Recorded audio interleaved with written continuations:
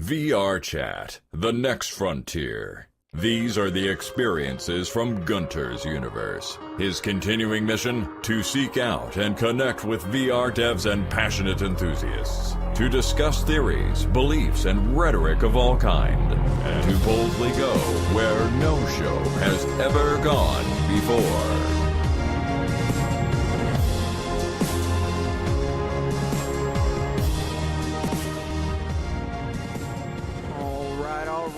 Welcome back, everyone, to Gunter's Universe. How is everybody doing tonight? Bunch of good. Beautiful avatars in the audience.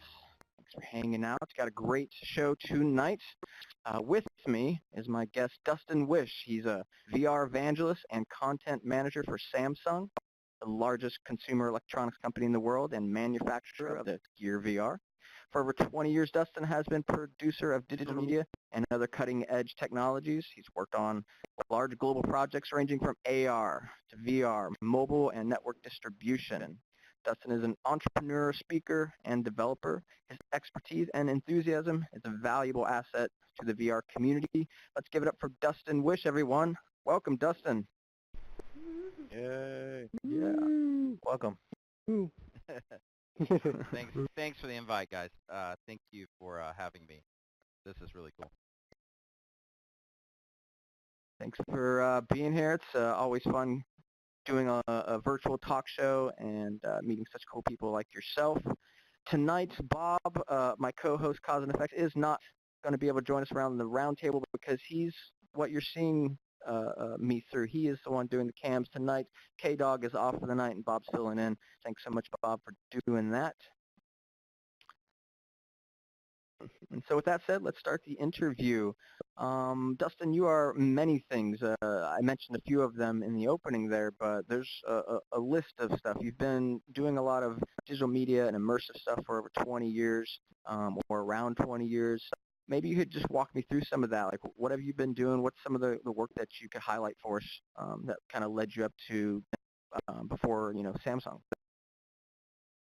Sure. So my background has actually been in video in all shapes and forms for a long time now, both on the software side, hardware side, engineering, everything from telecom networks to video ingestion systems from people like I like to say the three-letter companies, everything from the CNNs, the NBCs, ABCs, CBS, blah, blah, blah, so on and so forth, as well as the other three letters, which is, the FBI, the NSA, the other governmental agents.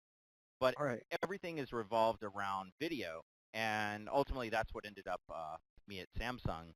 At the time, I was one of the network architecture team at Frontier Communications, which is basically the fourth largest telecom, I think, now in the U.S., running R&D for them, developing hybrid video solutions and those kind of things. So,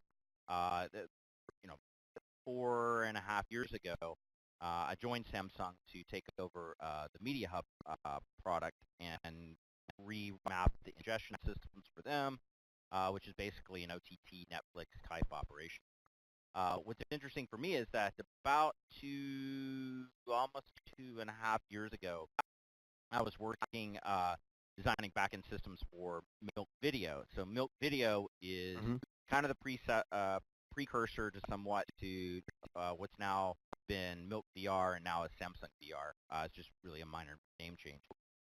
So I ended up both on the software backend engineering side and working back in engineering with the Gear VR team. So we went from, I saw Andrew Dickerson, who's out of our Dallas office. Guy's just a guru genius in the VR space, very well known. Working with him and Alex Chu, who's now, Alex has left the company. He's running a new startup called Vicarious, which is a new VR startup that's doing some really cool things. But it was basically a 3D printed prototype that no one was really sure if it would really be productized 2 years ago. Like nobody, when we started down this road in VR, we thought it was really cool, we thought it would probably take off, but again, it's a large company. You know, we had to go out, we had to sell into those executives, and fortunately, one of the major VPs kind of threw some weight behind it and said, "Yeah, but let's see what happens." I don't think anybody foresaw the kind of overnight success that Gear VR has kind of become. You know, we sold out basically within 24 hours for every single unit we had produced. We continue to, you know, now that we kind of handle production flows, and we're 3 generations deep, right? So we started out with our Note 4 as kind of our flagship device to do the Gear VR headset with, and it was just bound to that particular phone model. Obviously, the form factor had to do with the size of that the actual screen. We moved on to the S6, which was again bound to the smaller one, but still bound to that phone. And then now we have our commercial generation, which actually supports S6 and above. So S6, S6 Edge, S7, the Note 5. It doesn't support the Note 4s. Hey. Sorry about that. No worries. So That's too soon. Wait a second there.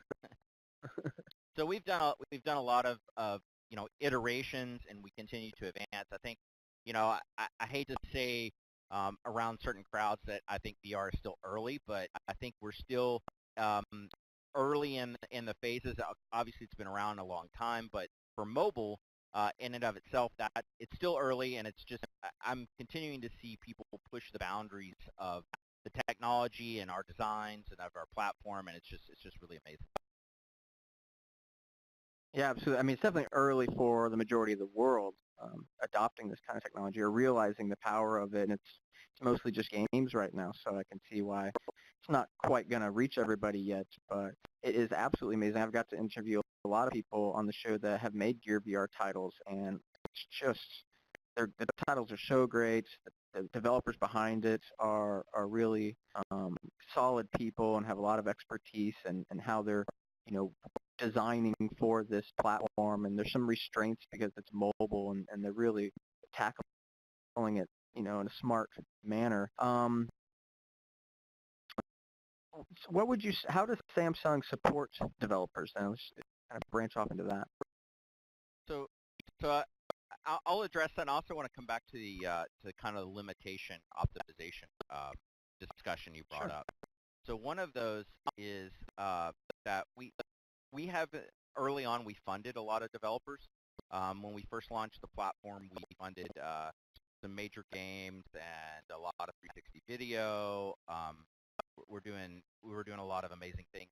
Then, basically, because it's become such a success, we've kind of scaled back a lot of the funding, and most of what we fund now are very big brand titles, like you know, Rihanna and some of the others. But for the most part, what we've changed our scope and said that we won't give you money, but we'll give you a lot of technical expertise, and we'll train indie developers on how to develop the platform, what are trade-offs.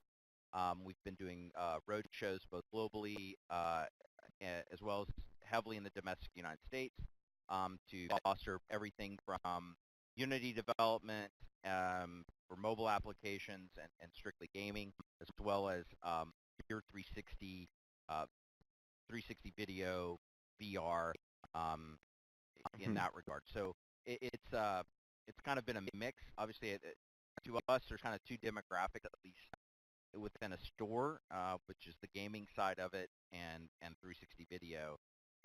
So you know, we have different efforts around different kind of vertical offerings, and we're gearing up to do a bunch more throughout the year, at least on 360 videos with a release of the Gear 360 camera. And so it's really, to us, it's about developing the ecosystem. It's about giving the tools to the developers that they need, either through partners or you know, directly to kind of help bridge content. Because right now, that's our big key, is trying to drive content, because there actually is a big shortage still compared to the mobile market for content. So we want everybody to go out and create something cool. Right. And concerning like optimization or any limitations, you want to speak to that? Sure. So some of the things, I mean, obviously the bottleneck um, for the mobile device is the mobile GPU. So there are trade-offs and convenience factors that are kind of the pro side of it for mobile over a tethered solution. Now, we publicly stated that by 2020, we think that it'll be almost the equivalent of strapping a PS4 to your face. And obviously, it's a split screen. It's still there is no, at least currently in the native form, any positional tracking. But there's like 5 companies now that can do add-ons to that device to do positional. Okay. And there's actually probably more than that. So it's just going to expand beyond it. But as far as optimization, there's still always going to be a trade-off that we can't get to that, bonded SLI graphics cards, especially like the 1080s that just Right. came out that we can compete with. So there's always going to be a little bit of limitation, but if you develop for the Gear VR first, you can it'll run like a champ on anything that otherwise you throw. Right, and this is where the reach is, though. I mean, I'm sure the majority of people that have experienced what I would say is a a quality, high-level experience. I think the Gear VR offers that. But if I compare that to like cardboard, I don't feel like cardboard really is that high-level experience, high quality. So I think this device is reaching a lot more people than, say, the Rift or the Vive, and that's been very exciting. I've been following this. I got my Innovator Edition with my Note 4, I think it was a year ago, and just loved seeing, how many people. Well, I love social VR, so I'm in there in Oculus's in the trivia app or in the social app, and seeing so many people come in because Samsung has done a really good job at getting Gear VRs out there. Of course, because they were doing it for a while now, and they gave the Gear VRs for free to people that pre-ordered, I believe it was the S7. These are great initiatives, things I think are really pushing VR into people's hands. Maybe you could talk a little bit about, Samsung's efforts with that.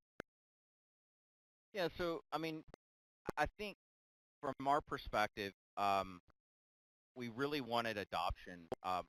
Obviously, our goal is to sell more phones, and this is a companion accessory to the phone itself, being that everything is powered from the phone. So we had some leeway to do some incredible, great deals and promotions to kind of drive adoption of the platform.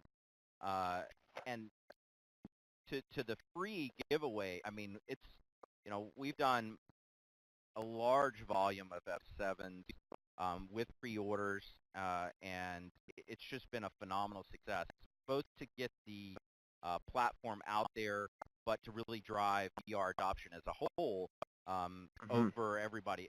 Right now, in my opinion, is we probably have the largest deployed base of VR than anyone else. And, it's exciting to me because you talked about cardboard a little bit, and really what I see are 4 fundamentals of HMDs in the space.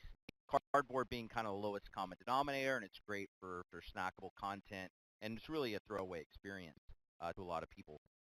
You have us as mobile, Right. and we're pretty much the king in that space. There's really nobody that can come even close to us, probably across the VR sphere, but definitely mobile. And then you go into tethered, the HTC Vives, the Oculus Rift, which really have an amazing sticky factor for those with PCs. Sorry, my dog. And then you go into consoles, which we haven't actually seen how Sony's going to do, and if Xbox is going to launch something. But I would imagine that that's going to be a whole nother market. But to me, it's looking at it from across the developer landscape, there's a ton of opportunity just to simply develop cool experiences that can translate across all the portfolios.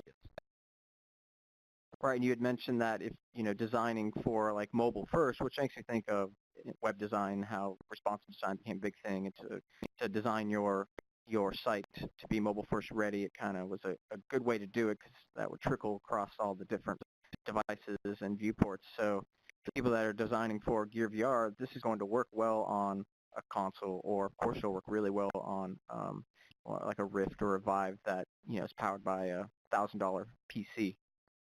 Sure, and actually, it's kind of interesting you brought that up because WebVR. Tony Parisi, who actually spoke at SEC, he's one of the founding guys from WeaveVR, from Weaver. I always pronounce that wrong, but Me too. But there's a lot of opportunity that is just starting for WebVR that may or may not really take this in directions that we don't even know, as people take their existing 2D content in a web environment and work those type of things over into VR. So for news, for snippets, things that we'll see translate into VR that we normally wouldn't see otherwise, because right now it's a very disconnected world between the two, between web and VR, but it's starting now to come more supported. At least it's WebVR in its iteration is supported already natively in the Samsung Internet Browser, which is available in the store, and it's also available natively from the device, so you can actually launch between two different experience, being that I'm watching a website, and if it has certain scripting in it, you can it'll look for an HMD and it'll launch over into to a VR capable experience, or if it needs to branch back out from a VR experience back into web, you can do that too, and you just take the phone out, you can see that experience and then put it back in. So there's a lot of cross kind of collaboration that'll happen between the two that's not there yet. It's really exciting, though, to see that starting to happen, and I think it's really a powerful, important bridge that should be made. Let's see, kind of two routes I could take. I'm going to keep going on like hardware and ask about like collaborating with Oculus to expand hardware. Is there going to be another gear coming down the pipe soon? Well, as most people know, Samsung's really secretive about how we do product launches and what we talk about, especially future roadmaps and things like that. So I can't speak to any advancements we might make or any large announcements at this point. But we're obviously always working to improve our product and offerings, and to push the kind of technology bounds that we have going forward. Sure, it makes sense. I kind of figured some of that would be the case. Probably some of the other things I'm about to ask are going to be the same answer, so let me just go through them and kind of get past that then. Sure. We wouldn't be able to know no, then. No. Yeah. So something like, is it going to be a standalone HMD? No, can't. Not going to know that yet. We can't. I think we've explored a vast multitude of different options. Obviously, from my Korean counterparts in HQ, they are looking at products and different products, and we're always R&Ding different things to see how this plays and how it works. But at this time, all we've offered up to currently is just a strictly mobile solution. And I saw this Reddit story. It's on top of our Oculus subreddit. Is what is Odyssey? Looks like something Samsung's working on called Odyssey. Is that something that is now somewhat in the open? That is, I think it was a patent filed, a trademark, and that can be talked about, or still is there not really much that we can say at this time? Yeah, no, I have to leave that a mystery. Just to wait and see that there's some neat things coming out. Obviously, we try to control information as it comes out, but I can't talk about that. Sure. It's definitely exciting, and there's no way I could not ask tonight about some of that to see if there was anything. Sure. And really can't wait to see what's next. There's two things that we never get to talk about publicly. Obviously, it's numbers, how many units we've sold, that kind of stuff. That usually comes out during our quarterly earnings, and we talk about those kind of things from an executive level. Or like future products, we obviously don't want to leak anything. We want to surprise the general public and make you guys super happy and when you see this come out. Yeah, absolutely. You were saying some people are working on inside-out tracking. Are they still like stealth mode, or is there anybody you can mention that's a solution that they're working on and providing? Oh no, no, I mean there's several that publicly shown their product offerings as a solution addendum to it. You know, Face Space has both been at SDC. We've partnered with them and shown kind of some of the amazing technology that they have for positional tracking. We've done stuff and shown off with EndoTrack, which is another RF solution. We've also done stuff with uh, internally for mixed reality using things like OptiTrack cameras. So I mean, there's a lot of different options, and each one has a different trade-off, pro and con. They have Yeah. cost differentials. Um, you know, all this is really out of the touch for individual usage at this point. Um, Mhm. you know, the OptiTrack solutions can run up to, you know, between 50 and 100 something thousand. I mean, it's all very expensive to implement this, but you know, I think you're seeing all kinds of interesting things come out around the headset with tracking capabilities in the near future. I just saw FaceFace is doing one with Skull Candy that I think is using our headset as well Mm. to show off this. I don't remember the event off the top of my head, but you know, these kind of things are happening. We just want to foster these type of experiences But just add a as they move Samsung forward. Gear VR. Sure. All right. So the way I have to play videos here is a bit tricky. Being in the Vive and not being able to access your computer, super challenging. So I apologize for that video popping on. It's probably a good time to go ahead and take a look though at the Samsung commercial that I think is really awesome. I was saying earlier that it's been delightful to turn on the TV or to be over at like a friends and family's house and a Samsung Gear VR ad pops up and now they're starting to get it. Oh, that's the thing you've been talking about, Gunter, or yeah, we see more and more of this VR stuff. It's getting big and it's being part of evangelizing VR for the last few years. It just warms my heart. So let's take a quick look at this Samsung commercial. You're probably used to playing Temple Run like this. But just add a Samsung Gear VR. And now, you're actually in the game. Whoa, look at the stars. Hey, let me see those for a second. Now you don't just look at the stars, you fly among them. Whoa. Now this looks like somewhere I'd like to go. All right, why not? And now I'm in a whole new world. You're used to dreaming about heroes, but when you add the Samsung Gear VR, you become the hero.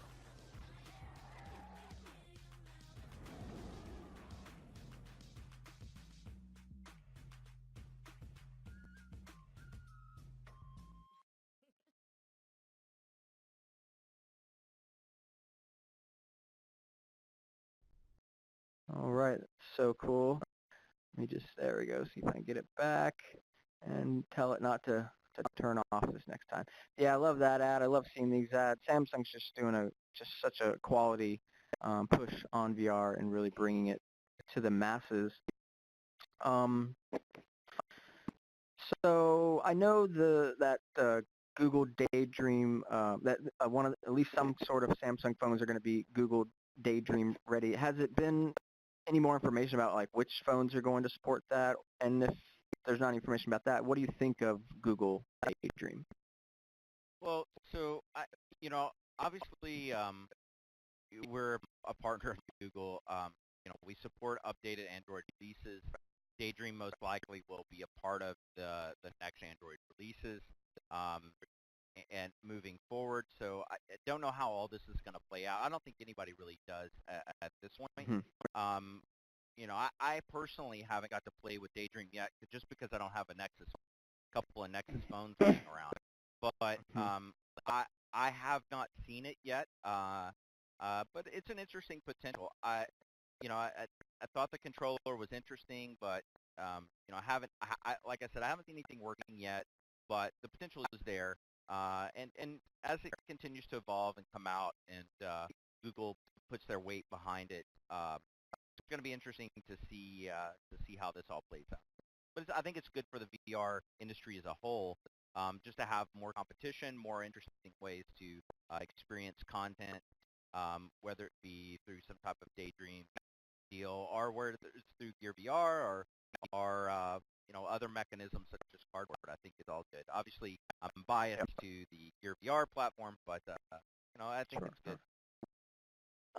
I'm biased at this point too because I love it so much and haven't played anything that's better than that. But yeah, I'm very excited that it's not cardboard, that they're raising their product and trying to create some good specs for that, and very curious to see how that's going to play out as well. Our community is getting really excited. So much is changing so fast, trying to keep up with it, and I bet this fall is going to be pretty busy with announcements and things happening. Yeah, it's funny. You were talking earlier, I think before we started the show, about events and how you would see people at events, and it would be a room full of people, and you pretty well probably knew all of them. Now I travel all over the world, and I meet new people all the time, and it's I get asked a ton of questions, both everything from large major studios to indie developers, mom and pops that are experiencing this space. It's just really exciting to me, because having gone through and having my own company when the internet really first took off in the late 90s and the early 2000s, and seeing how the excitement about being part of a revolution in humanity, or even an evolution, if you will, into this whole new computing platform. And that's what's really exciting to me, is that that we have the capability now for the kids to even look back and say, what in the world was a mouse and a keyboard? This seems so archaic, because in the future, we've entered a world now where children today will never know a world that doesn't have VR in it. And that's really exciting. Yeah. It's really exciting. I always dreamed of these things growing up.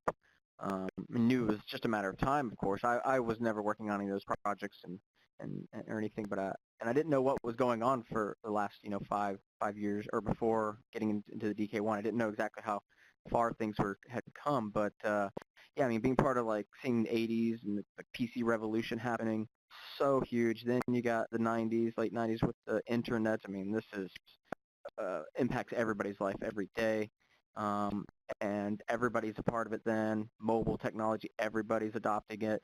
And I think it was Ted Schulowitz at SVVR, he was talking about how we're really primed now to really add and integrate this technology into our lives. We have done that over the last, these last major technology, and mobile being the one that now we wear it. We have it on ourselves at all times. We can't really live without it.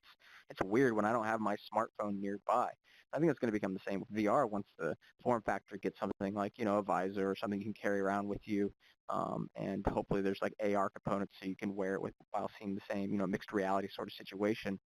I think then it's an evolution, or it's something almost like, how can we predict? It's like there's an event horizon. We're starting to glean over it into this totally new world, is what I imagine. Maybe I'm hyperbolic and crazy, but these are the ideas and the excitement that comes to mind when I think of VR.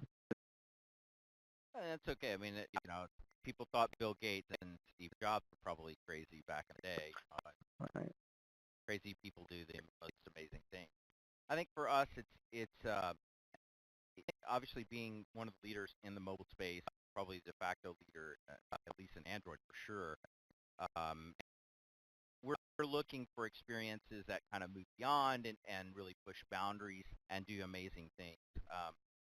And it's been really exciting for me to kind of be a part of this just by happenstance.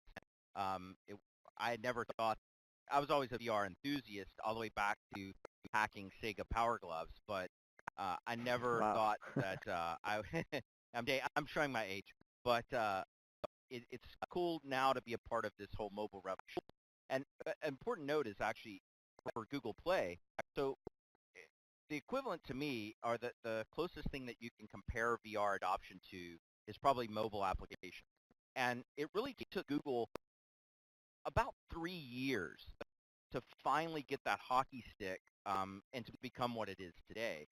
So, I think we're well along the way of kind of maybe halfway in between this.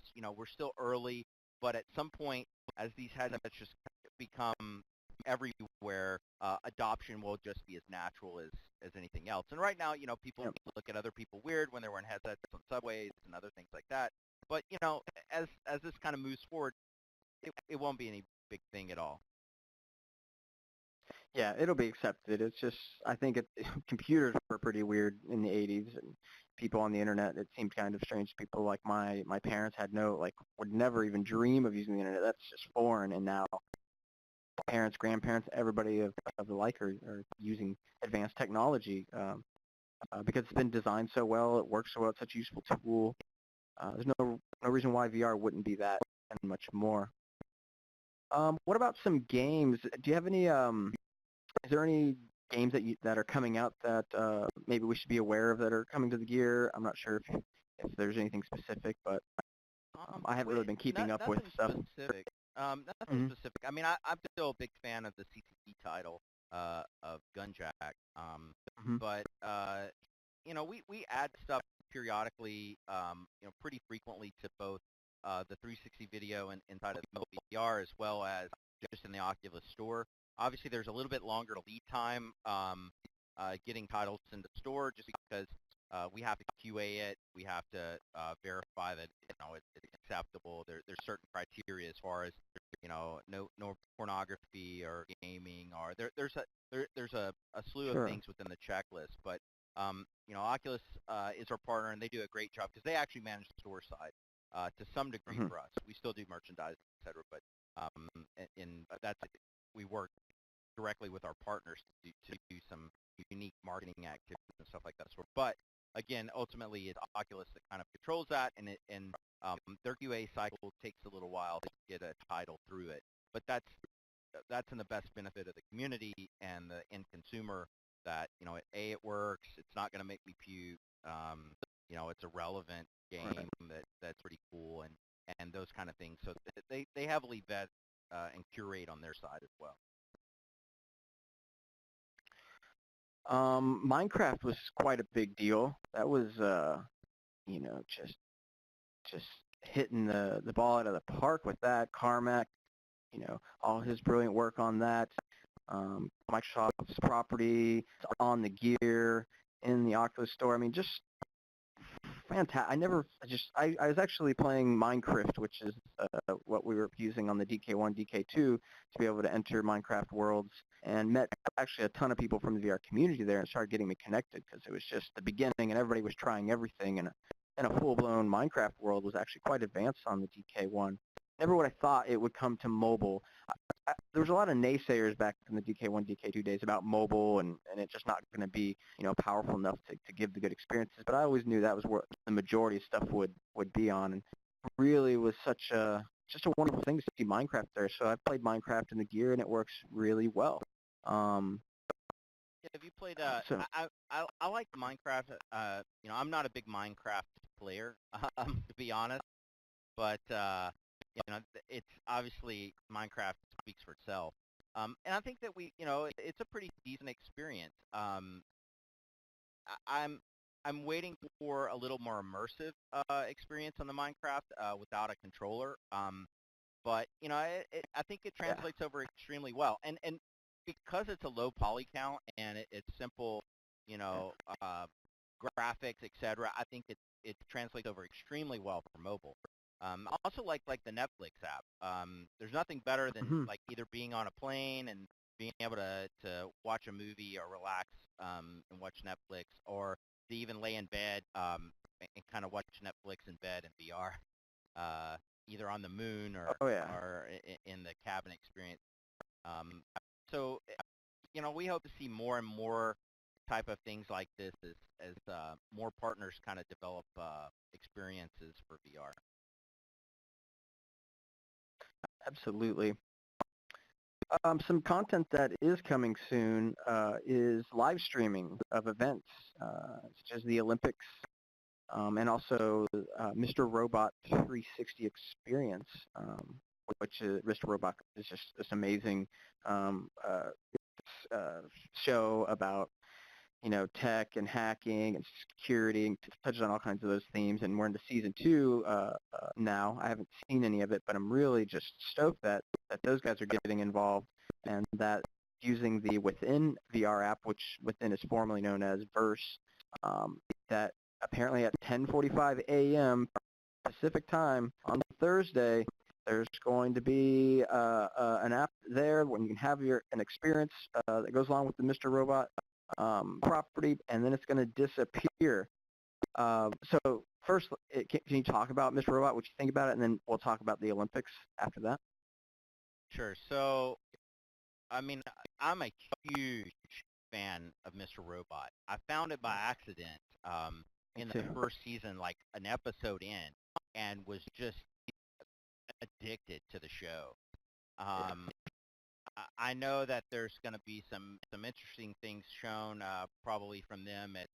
I'm looking forward to seeing what they do at Comic-Con and some of their other experiences. But this is kind of an addendum that we've seen from multiple different content providers. I think that this actually goes all the way back to when The Walking Dead first started doing some things around the show specifically for VR. And I think now you'll see most studios, if not all studios, do some type of addendum content, even creating full-length shows for VR in the near future. Obviously, everything from Better Call Saul, which has done different sets, and actually even this probably goes back a little further, even to what we did with Marvel for the Avengers. So we basically we'd ask them before they tore the set down, hey, let's go in and let's shoot it. I mean, you've already spent the money for the sets and everything else. Let's go in and do some interesting filming and drop a VR camera in and film the whole set. And that's what started out.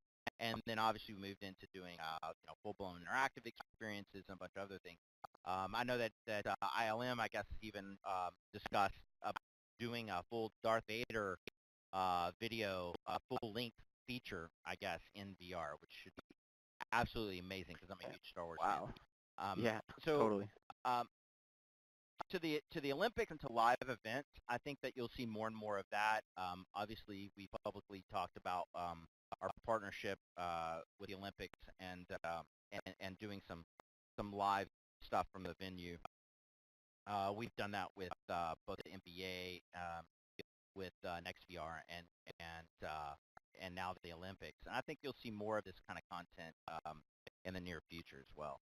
It's supported. Live is already supported in Samsung VR. It's just our commercial grade camera, or I should say, lower end commercial grade cameras like the Gear 360 just aren't designed for live at this point. Okay. But everything that we've seen, or at least that I've seen internally, has been around Valhalla. So Video Stitch, which is probably between them and Color, pretty much the leading stitching companies that are there, and Video Stitch has done an amazing job with creating a box that can do live stitching and streaming for this. So I think it's just going to get better and better. I spoke about a year ago or so at one of the large telecom conferences to the head of some of the largest global telecoms in the world about, if you think 4K video is going to choke your network, wait till people are trying to get 24K VR streams to their headsets over mobile, kind of LTE-based systems. It's just the amount of data is just going to be staggering. And, I think there'll be bottlenecks and there'll be pains, but, it's kind of moving from the dial-up world to the broadband for them to support these kind of technological advances, so that people from rural Africa and all other parts of the world can now get access to super high data. Because I think some of the biggest adopters are going to be countries that are just getting on the bandwagon. India, China is going to be huge for VR. Not to sound like Donald Trump there, but it'll be huge. So I think that countries where major adoption has occurred. Obviously, it's going to be big in the U.S. It's already big here. But as adoption continues to occur in these countries where cell phone adoption is the norm, because in places like India and China, where they may not even have a TV, everyone's got a cell phone. So you're going to see mobile VR really take off in those type of markets in the foreseeable future. That's really interesting.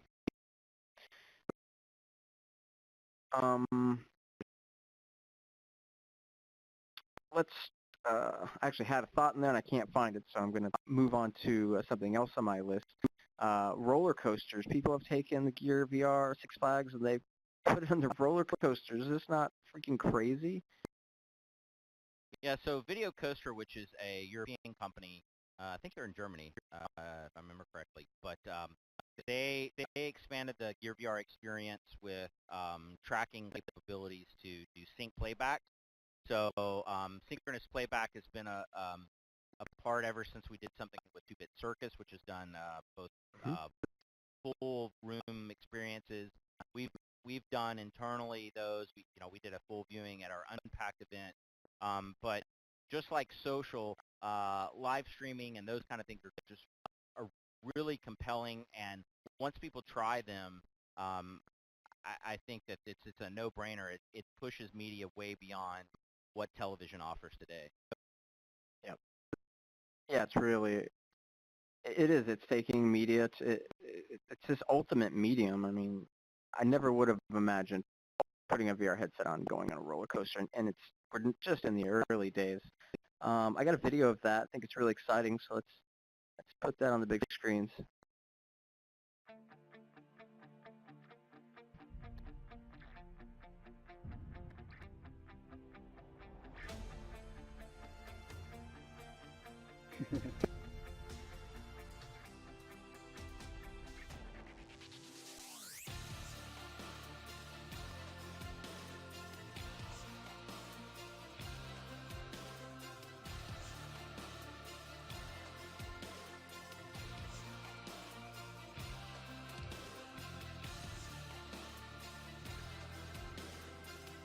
Whoa.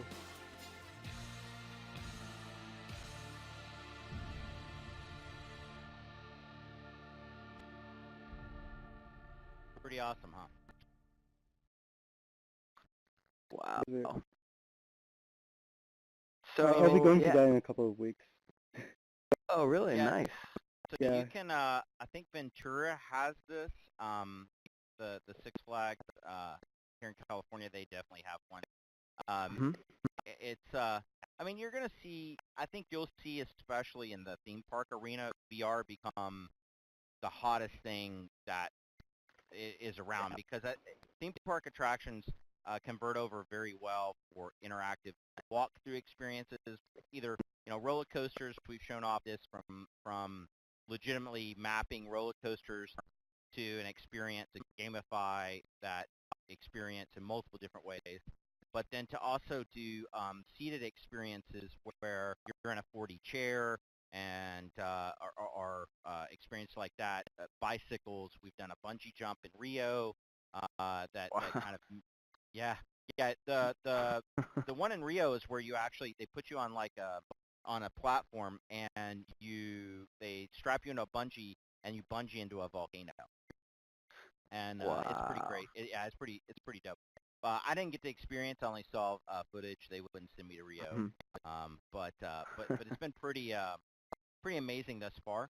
And I think you'll see more of that. Like we did at SDC, we did a Mayan temple with puzzle solving capabilities. We used full props, and we had your VR headset. So we put you in a Mayan temple like Indiana Jones. You had to go solve a set of puzzles in order to get the golden idol to leave the room. And it's a 10 by 10 or 20. I think it's 20 by 20 space that we did, and we both did that at both at SDC as well as the San Francisco Film Festival.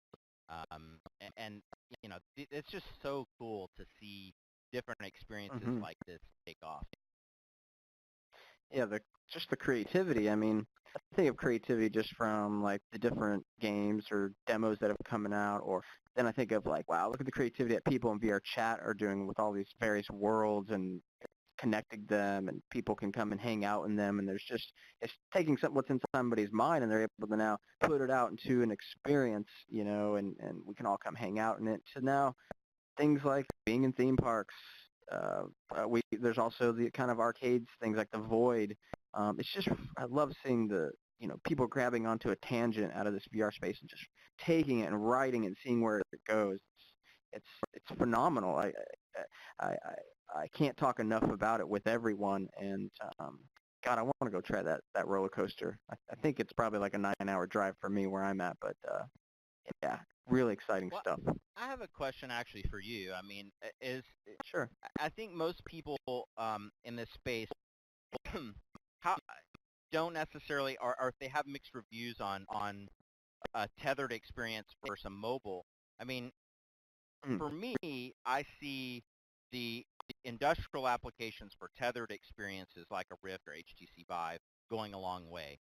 But and mobile being more snackable, convenient content that people can consume just casually. I was curious if you kind of see it the same way, and kind of where do you see that bridge kind of come from a VR user's perspective?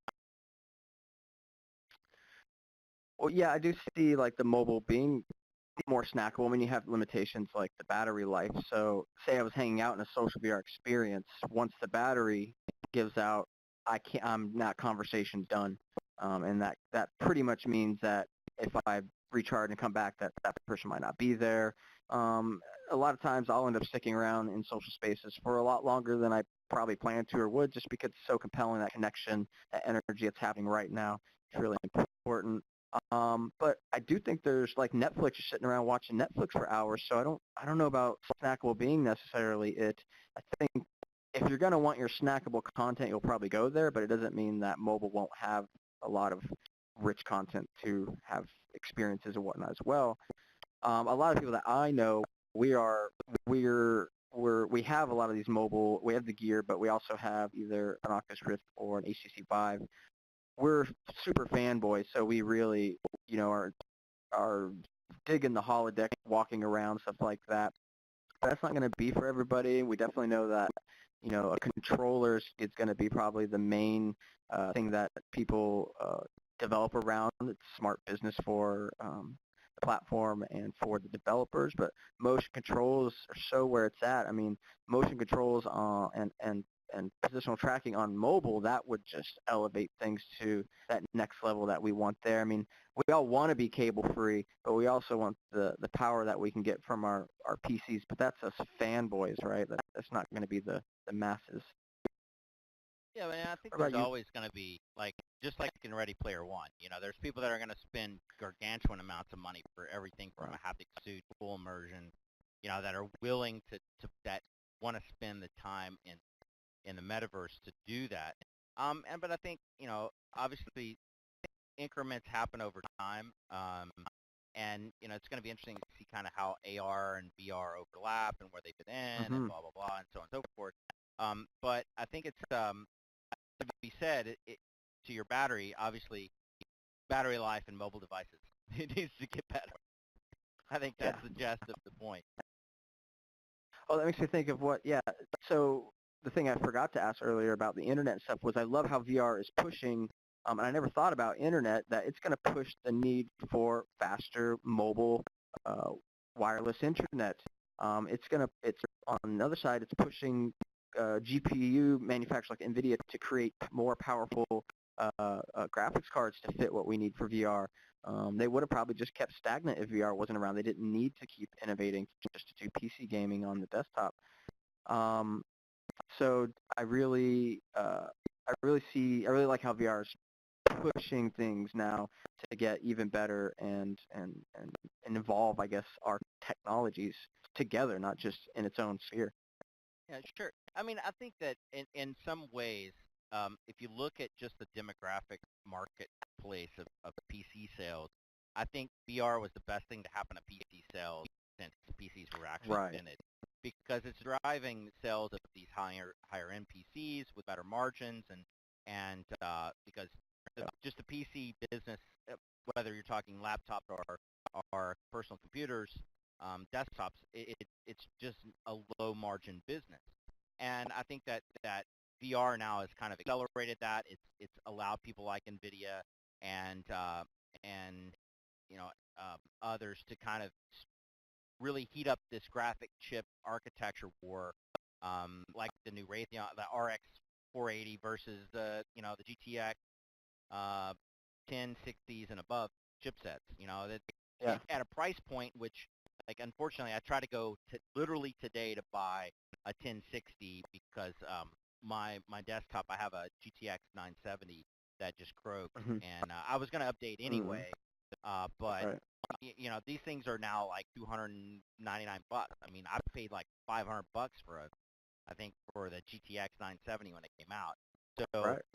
and this thing is probably twice as powerful. So I think you're seeing things like the Vulkan APIs and these other new like Pascal architecture really push the boundaries, and it's just going to get better and better and more highly optimized for VR, because that's going to be the future, especially for gamers. Gamers are like all over VR, and that's just going to continue to push forward, and those technologies bleed over into traditional enterprise.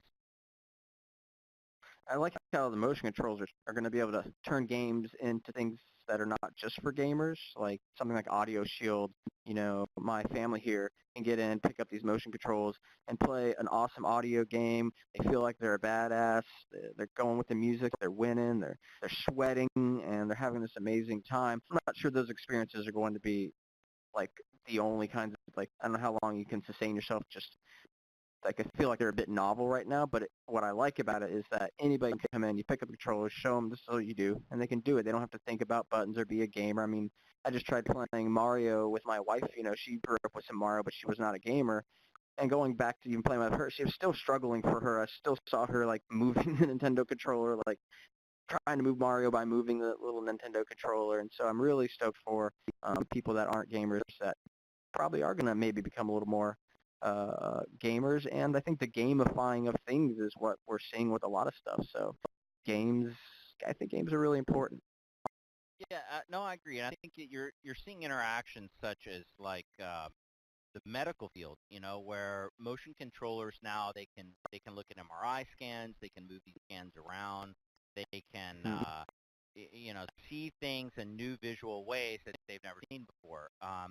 There's a couple different energy companies that are looking for virtualization of energy grids, so you actually could fly over these cities in a virtual environment and see exactly where there's problems, so you can troubleshoot. You can also do guided training. You can do, there's a whole bunch of things that the gamer world has kind of developed interactions for that natively come over into standard B2B. Right. It's like the simulations, games like fight simulators and racing simulators. Those are games, but you can simulate anything. And now when you can be in the simulator, when I can, learn biology by seeing the human skeleton and take it apart, and there's virtually no cost to that. There's so much rich data that you can visualize. I think that for most people, seeing is the way that they learn the best, and we're really excited for children that get to use this in education, and we'll be able to really, I don't know, books are important and videos are important, but I think VR should become really important to add to that equation to be able to learn. And I'm sure our kids growing up at some point will be like, how could we not learn without VR? Oh, I totally agree. I think education is one of those verticals that will be super hot for VR, because if you think about it, it's only the wealthy that can send their kids to Rome to go see the Colosseum, Right. that can get out and actually could walk around and see it. And that perspective changes your mind to be able to experience something like that. And I think that VR has it's the great equalizer, because now I don't have to be super wealthy. Mm-hmm. I can just teleport to the Colosseum or to Paris or to other places and share experiences now with other people in a way that even the internet itself can't do. Yep. You can read all you want. You can do. It's the doing that VR allows that can't be replicated any other way. that's collapsing distance, so you don't have to yet get to the resources to get to the place. The place comes to you, and at some point, like all places will be able to be, I don't know, traveled to in VR, or like you could bring teachers to you. So like the best teacher in the world, well, that teacher can only teach, 30 students a semester or whatever it would be, and it's going to cost a pretty penny. Only the rich kids get to go to that teacher, but now that teacher could teach in virtual reality, and it could be teaching to as many people that want to attend that teacher as possible. So Yeah, and it's going to be that's great fantastic. because some of the things that I've seen that really kind of struck my human strings was that I can't remember if it was MIT or another nonprofit, but obviously with the crisis going on in Syria and the destruction of some of the Syrian monuments that will never be replaced, that were taken. They did high-res scans and did some photogrammetry and recreate those in virtual environments, so they're not lost to humanity. Those kind of things are just really compelling, just as a human, to see the technology be able to save a bit of our history that now has been destroyed. Yeah, that's super exciting. Like, we can't get out there and scan and get everything fast enough, right? Because every day things are disappearing or stuff like that. But at some point, wow, we're going to map it all, be able to save it all. I hope, maybe recreate it all from old information. We're collecting so much data on everything that maybe we'll be able to recreate a lot of things in VR. It's really interesting. It's sort of like being able to travel back in time a bit, to when things were a certain way that aren't anymore. Yeah, I mean, it redefines what it is to be human, right? So if we exist in virtual, it raises a lot of interesting ethical questions. And Brett Leonard and I, he's the director of Lawnmower Man, spoke quite a bit at a dinner not that long ago, and he talked about allowing all these experiences that would be deemed just wrong by most human standards, such as things like pedophilia. But how do you treat certain things that are mental illnesses without trying to understand, or creating experiences that happen that they can see that are wrong? Actually, one of the interesting studies, I think it was Stanford that did one on rape, and they showed it from two different viewpoints, both from the guys and the girls, and to show, hey, here's what it's like, here's what it does. And everyone that had experienced that walked away with a newfound kind of experience of, wow, that how both horrific and how these type of things happen, and it raises all these social questions, because the internet, whether you like it or not, it's a reflection of humanity, from the most darkest, gross, disgusting things that make us human to the most brilliant, wonderful, enlightening experiences that we have. And VR will be the same way. I don't see much difference, but it's going to be much more intense and raise a lot more ethical questions than the internet even did. But it's still exciting, and it's definitely going to push us as humans beyond the boundaries we have today. It's that whole empathy thing, right? You're just going to hit that empathy chord when you feel like you're there. I've always wanted to. What is it like to be somebody else? What is it like to walk in their shoes? What's your day like? Sometimes I'll watch a movie, see an actor, and I'll be like, it's a movie from 20 years ago. I'm like, I wonder what the actor's doing right this moment, because they're on the planet too. They're just somewhere else, but they're doing something. And I'm always just curious what it's like to be other people and other situations. We're going to get to, I think, do that, share ourselves if we want to do that, or see what it's like to be walking in somebody else's shoes, and especially when it's important, like that rape scenario, or some journalism maybe in Syria or something, where you get to feel like you were there during this and really get emotionally invested. Not just, I think we might be desensitized through our traditional media on television, but this certainly provokes. I mean, I've seen like some of the stuff that Milk produced, and some heart felt stories there and experiences just through 360 video, and it's touching. It's hard to experience. So let me tell you, I'm really wanting to be Boba Fett right now, and it's both your avatars are really super dope, both yours and Cosmo. I had more time, I definitely would have lived out someone else's life than this horrible business suit which I'm wearing now. Right. But that's super cool. It's like uh, somebody posed an ethical question to me the other day that I'd never thought of. They were like, okay, so let's say you're gay in the virtual world, right? You live out your life in the virtual instance of being a gay male. Mm-hmm. But in regular life, you're, normal, married, heterosexual guy. Does that make you straight or gay?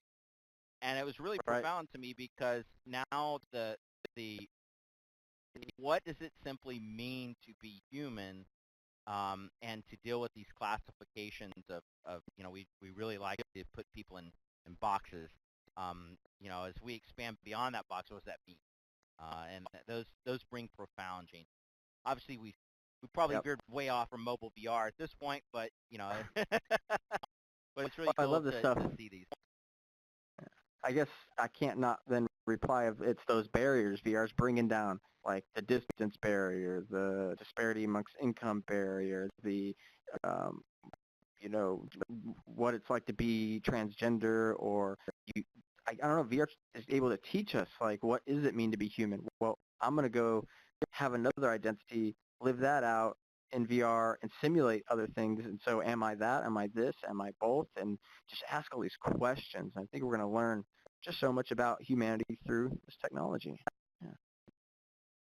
Oh, that's super cool. Oh, there's C-3PO here too. Yeah, I wanted to be Sonic the Hedgehog, but that's There's Tails up there. Yeah, There's a Tails lot up of there. there's a lot of avatars available to go grab. The community gets them, brings them in, and then you can go add them. So in the future, definitely have you back in VRChat to play around with a lot of toys. You got so many rooms and just things blowing up or wonderful, like particle effects and, I don't know, storytelling. People have done like a TED talk in here and talked about the waste in the ocean and actually spawned big ships and whales and like showed how much litter just littered the whole scene we were in and stuff. So it's like so powerful what we can do here in VR and in VRChat. That's all. So pointed question now. Pointed question. When are we going to see VRChat on Gear VR? It is, we get that a lot, of course. AltSpace, another social VR platform, is on Gear. They're able to optimize, and it works really well there.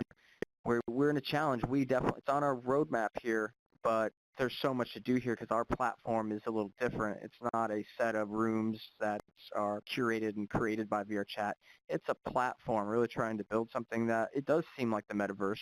Whatever that is. There's not claiming this is the metaverse, but it's like a metaverse. It feels that way to us because all of the rooms, this is not created by VRChat. This is created by me and some friends, and now I'm able to do a talk show because that's what's inside my mind.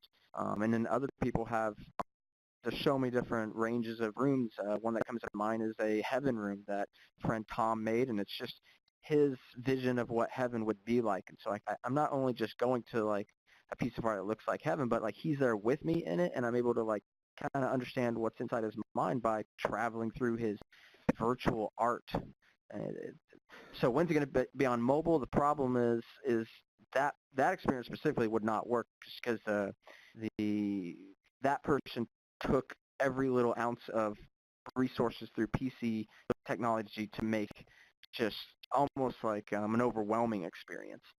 But we have some, like this experience here actually would work pretty well on Gear because I've designed the room to be meet the minimum for people.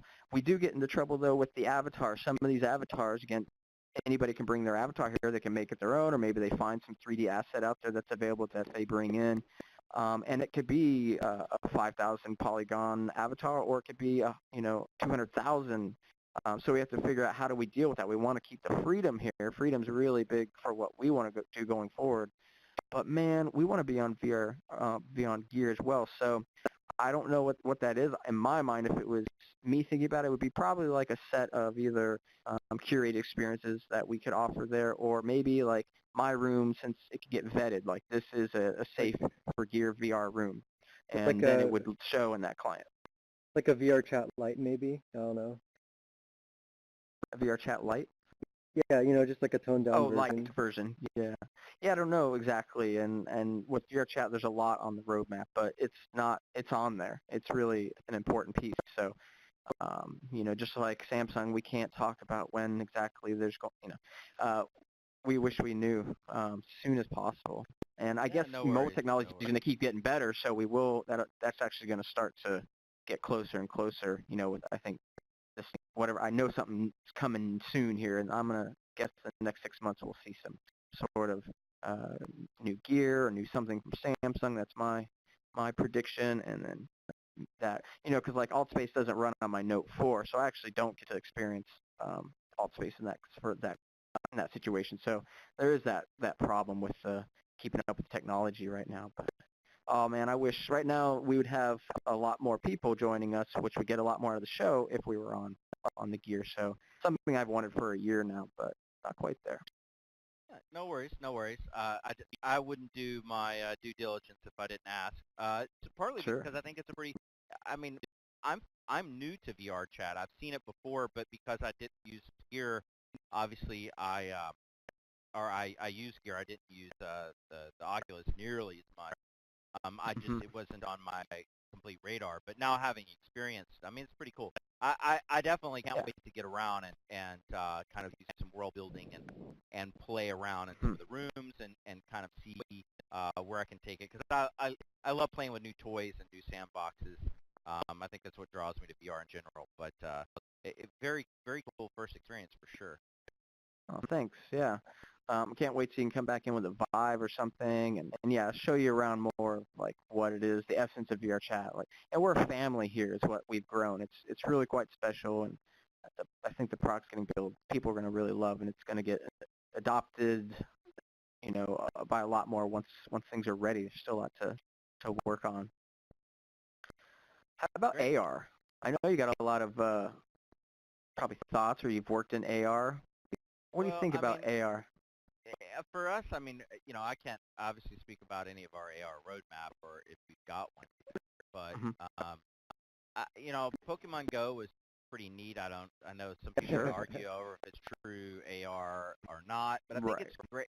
It really did a wonderful job of setting a groundwork for what's to come, and that's full augmented displays. AR is going to take a lot longer than VR, just because you're having to handle spatial mapping inside of the real world, and the real world is not flat, and the real world has multiple dimensions, and the real world has shadows, and the real world has all these other things, and that's why I've been really critical, at least, of Magic Leap initially, to do something that's not going to require some type of supercomputing processing to understand spatially what's in front of you.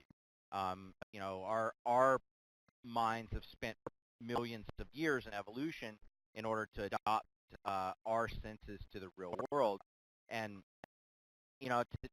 for a computer to come in and just do it effectively the way our brains do it, I mean, it's going to take a little bit of time.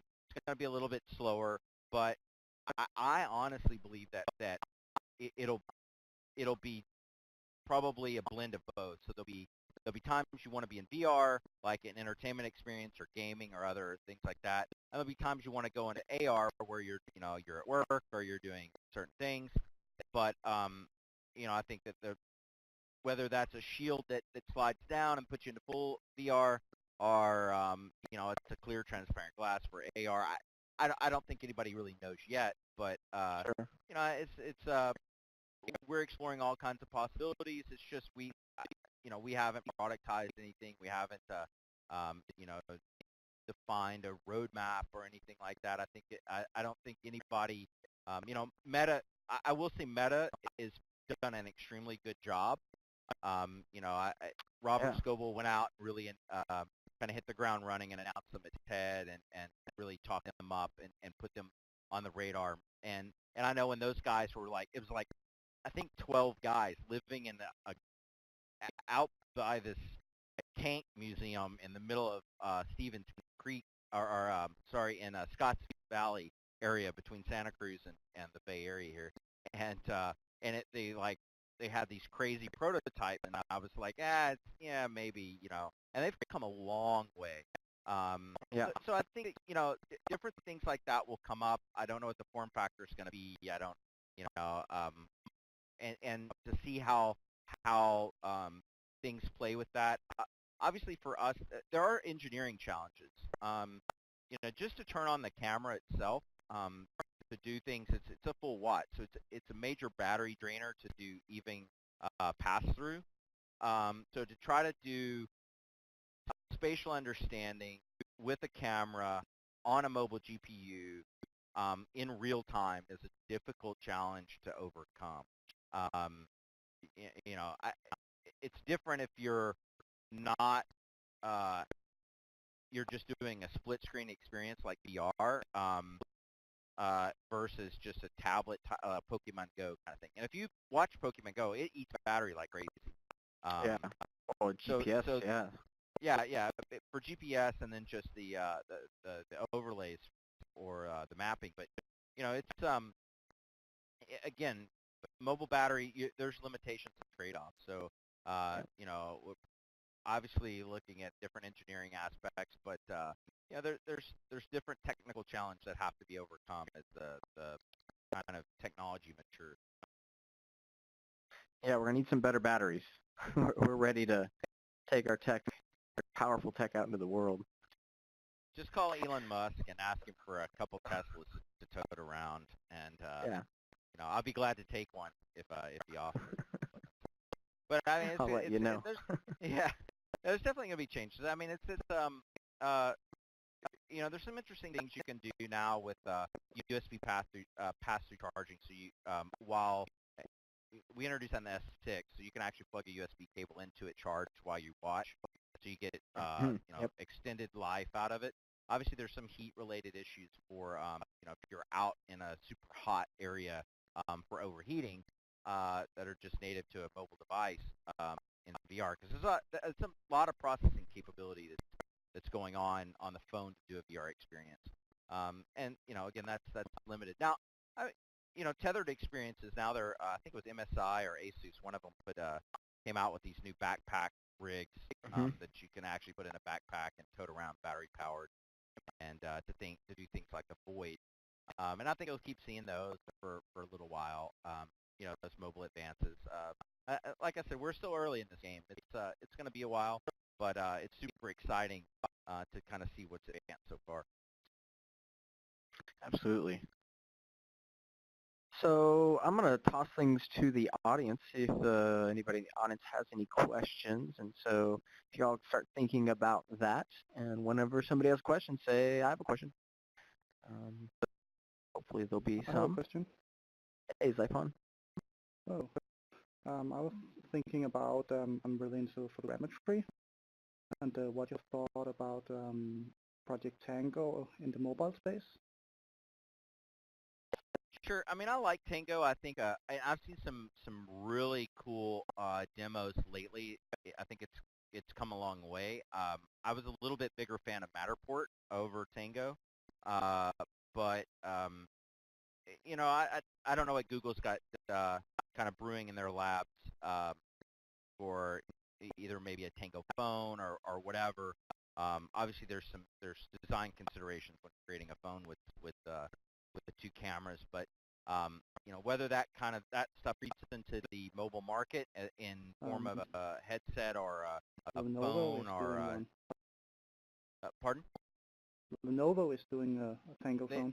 They have. I haven't seen it, and I would be interested just to see kind of what they run into from a technical limitation and what the adoption rate is at this point. But I do see a lot of capabilities.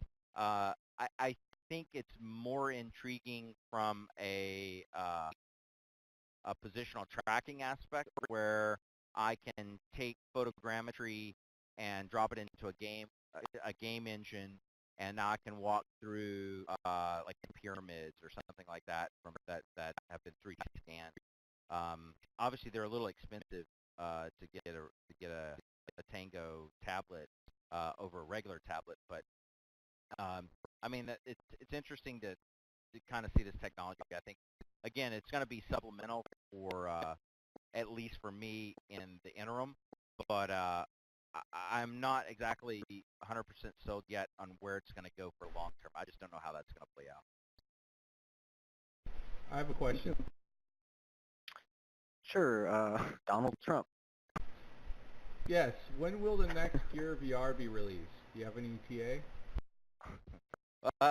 No plan so far. I mean, just to wait for the public announcement. You know, I have no idea when the next release comes. They predominantly keep that pretty secretive out of Korea, even for North America as a subsidiary.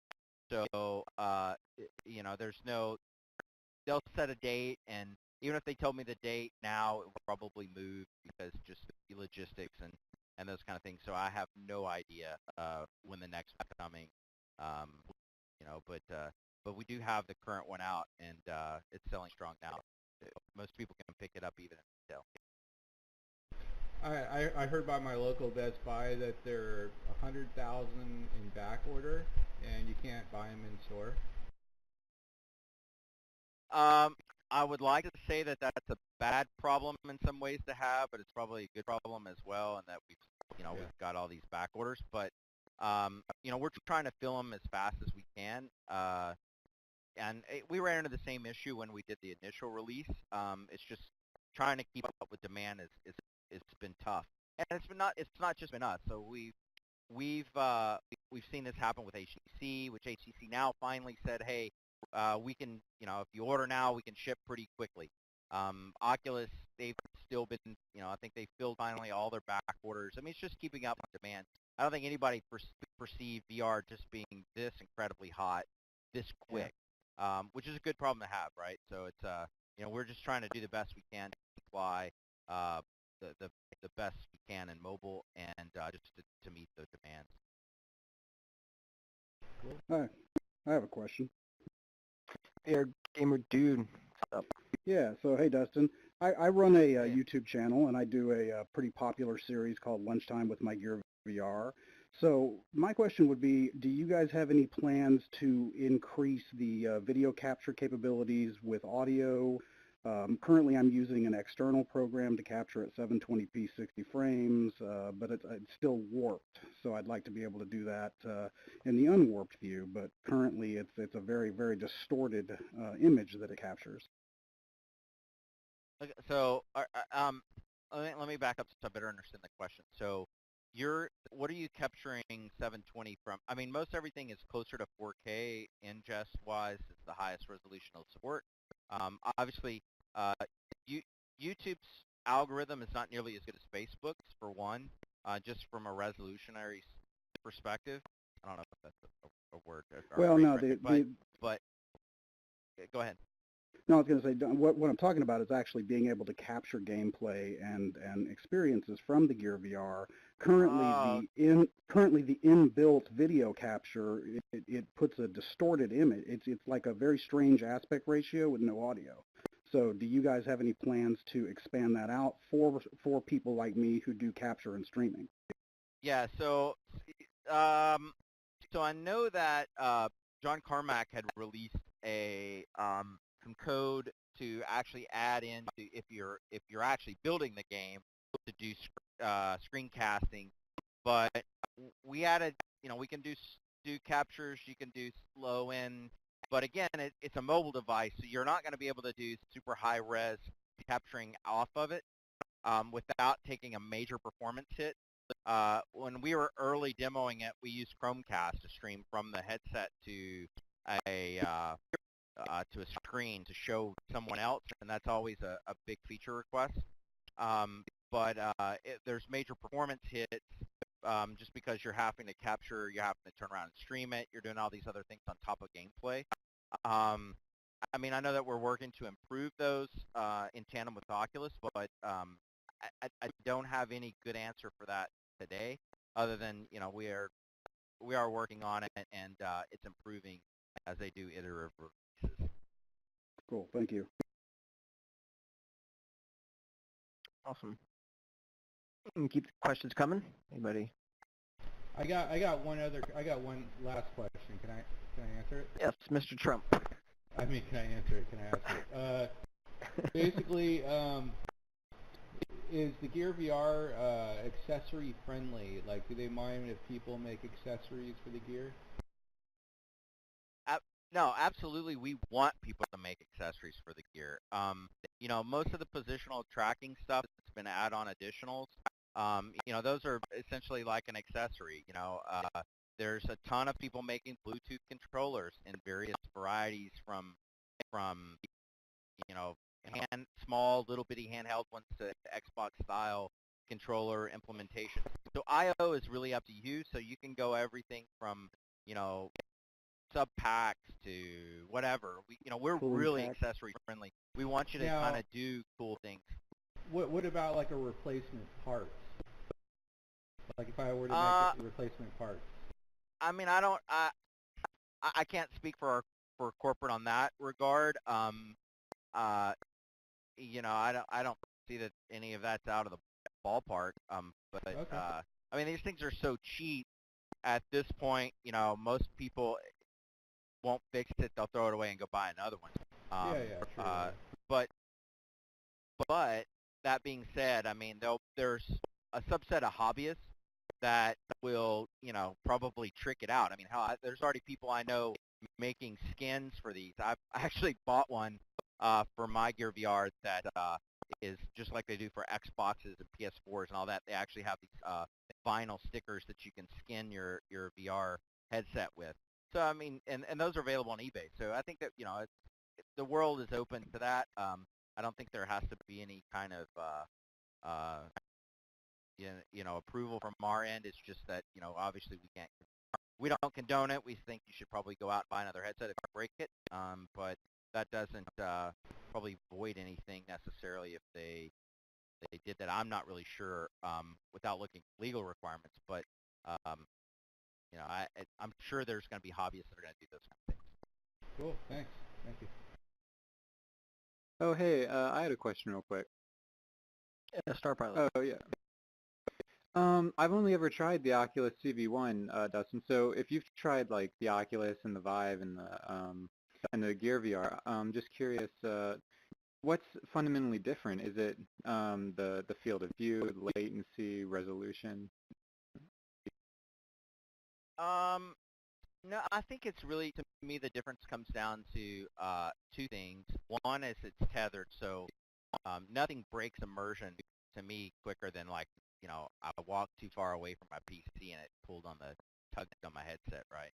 Obviously mobile, there's no tethering, it's all in one. But that being said, there's also very high limitations graphically for rendering to that or from that mobile device versus something where you can put dual SLIs. The other thing is native positional tracking. So both the Oculus Rift as well as HTC Vive have native positional tracking, whereas we do only orientational, at least at this point by default. So there's no device you can go buy. Although I haven't tried the visor with the Kickstarter one that's supposed to add those capabilities as a little accessory. But other than really the positional aspect and the resolution area aspect of graphics, I don't think there's a huge amount of difference in the experiences because I think they're both good. I think there's things that obviously look better in both either the HTC Vive or the Oculus Rift than they would in mobile just because of the constraints. But I think mobile is really good enough. Most people evaluate it like, did a user walk away from gameplay or from a video and say, oh, wow, that's super cool. And I think that most of the people, probably 99% of them on a gear, experience it and go, man, this is awesome. And that's just good enough for probably 90% of the public. Whereas if they're doing an industrial application or something else, some of those people may want more resolution or more horsepower. And they say, man, gear maybe not be the device that I want. I need to have something with more oomph to it. But again, I think the good enough is definitely kind of the factor that's going to win out in a commercial kind of commercial deployment. And by the way, I want to, if anybody in the audience is from Google, they should figure out a way to port Tilt Brush over to Gear VR, because it's really cool on the Vive. I wish there was some way to port that, because I love playing Tilt Brush. I guess it would have to be motion controls would be the next That's okay. step to I having. didn't give them stipulations. I just told them figure out how to do it so I can play it. Yeah, and be able to like do it not tethered. Yeah, drawing from any location or put something. I mean, that'd be fantastic. Well, I've seen some interesting things from. There's a company called GymSense. They're an Israeli startup. GymSense has additional. They use accelerometers, the chipset, and they can actually Bluetooth into the headset, so you can have props that you can move. It can't fully tell positional, so if I have they have guns that you can shoot with the Gear VR that, if you move the gun left or right, it can tell you moved it, but if I move the gun actually closer to my body, it can't tell that it changed relation in space. But some of those things are for motion controller, they can do painting and some other interesting demos. So the capability is kind of there. It's just we're looking for inventive engineers and accessory partners to create crazy experiences that are accessories to the Gear VR. Mm-hmm. Any other questions? I had a question as far as on Daydream and the Gear Store that's Oculus driven. Do you think that those will coexist on a single device? No idea. I mean, I really can't even speculate on how that relationship will work out. Obviously, there's concerns both from the Oculus side and probably from the Google side, and then how do they play together? Where does Samsung fit in? All that's going on with Samsung internally. How that works out is anybody's guess at this point. Excellent. Good question. Anybody else? Awesome. So I have a question. You're going to Shanghai next week. What's going on in Shanghai? Oh, okay, sure. So I'm going to be speaking on the topic of leaving TV behind and how VR is going to, in a communal atmosphere. And I may try to steal one of these steal shots for my slide deck. China Joy is like Comic-Con meets GDC and E3, but in China, and there'll be tens of thousands of people at this thing. It's huge, and so they invited me over to speak. I'll be in Shanghai, speaking on the 28th, but I'll be there the 28th, 29th, 30th. Even the guys Will from Upload VR, Upload's I guess hosting a party with one of the large game companies in China. But China Joy should be really interesting. I've been to China twice in the last month, and I continue to get interest from China. It's just going to be a gargantuan market for VR. That's really exciting. Those Upload guys, man, they throw some good parties. They globally, do. I hope apparently. Nice. Yeah. I mean, they're doing some interesting things. We have a really good relationship with Taylor and Will from Upload, and have tried to support them over the course as they've kind of expanded. Now with they have their collective incubator and et cetera. I mean, I think it's good for the industry. The more people that are pushing this technology, the more mainstream it goes, and the more it just pushes the boundaries of technology. I'm just scared of the day when I have to help my mother with tech support on our VR headset. It's just. Oh no! If I live that long, it's going to be terrible. Yeah, don't think somebody from your family's not going to call and go, I can't get my VR experience to work. My controller won't pair with my headset. Yeah. Oh my god. It's blurry. Somebody Why in a can't I get social my VR? porn to work? I can't get my porn on my headset. It's no conversation Like a of porn VR is not machine. complete without actually at least somewhat Absolutely. mentioning it. Considering I saw Ella Darling the other day on Nat Geo, it was just like, wow, how mainstream has this gone now? Yeah, I saw your post on that. Ella's been on the show. I love her, and yeah, on Nat Geo, there was just a screenshot I saw. I didn't look any further into it. So yeah, I'm like, and you're saying something like VR is making a celebrity out of all of us, and Well, I it's funny. So in leaving, to close this up, I want to tell you an interesting story about her. Um, I was I had happened to see her at SVVR. One of the I think it was like the Spring Expo, maybe a year or so ago, and not this last one, but the one before.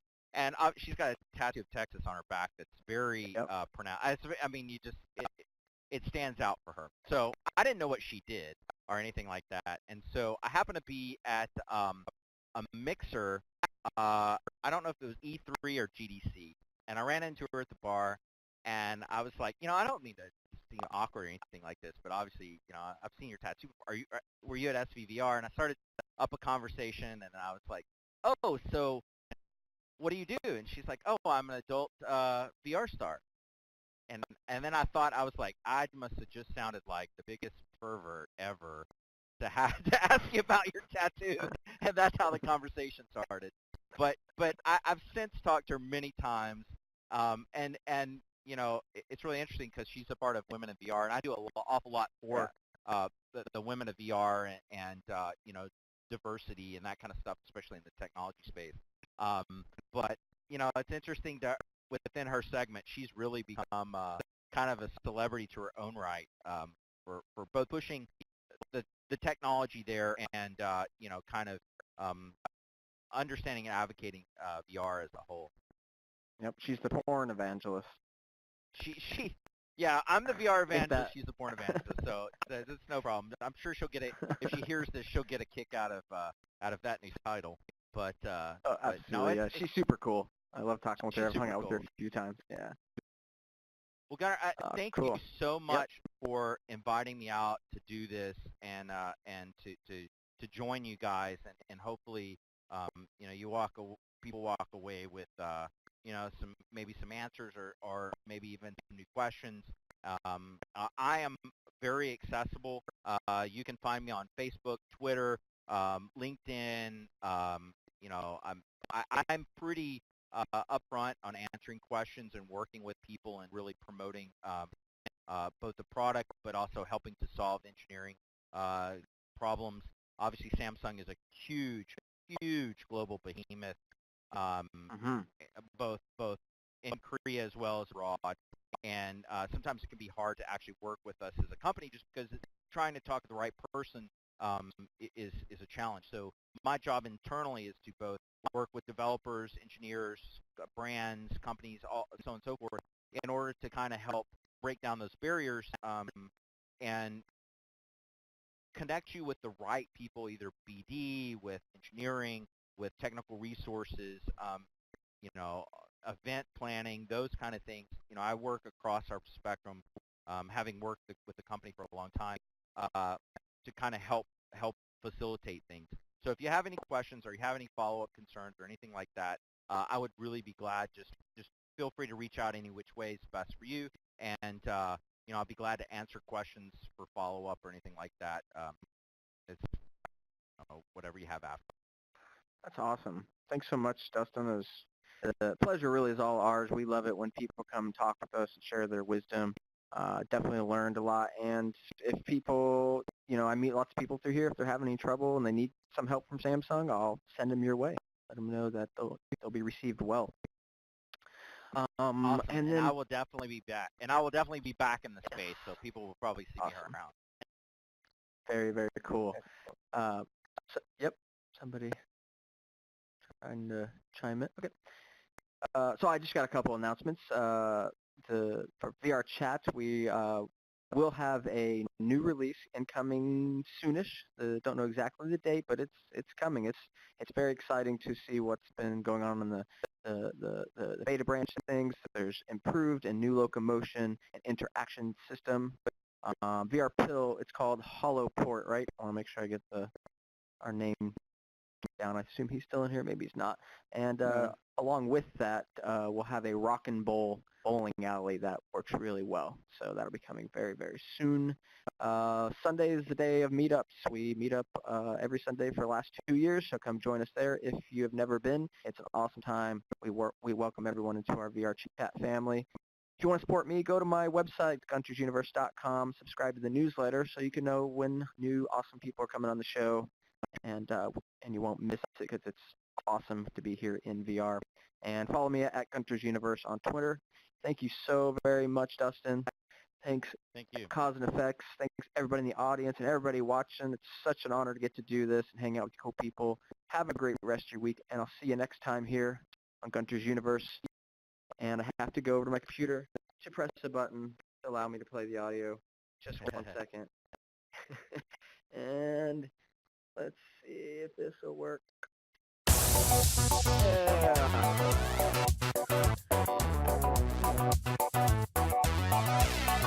Hey, VR Gamer dude. What's up, man? All right. Hey, how you doing? I'm doing good. I'm doing good.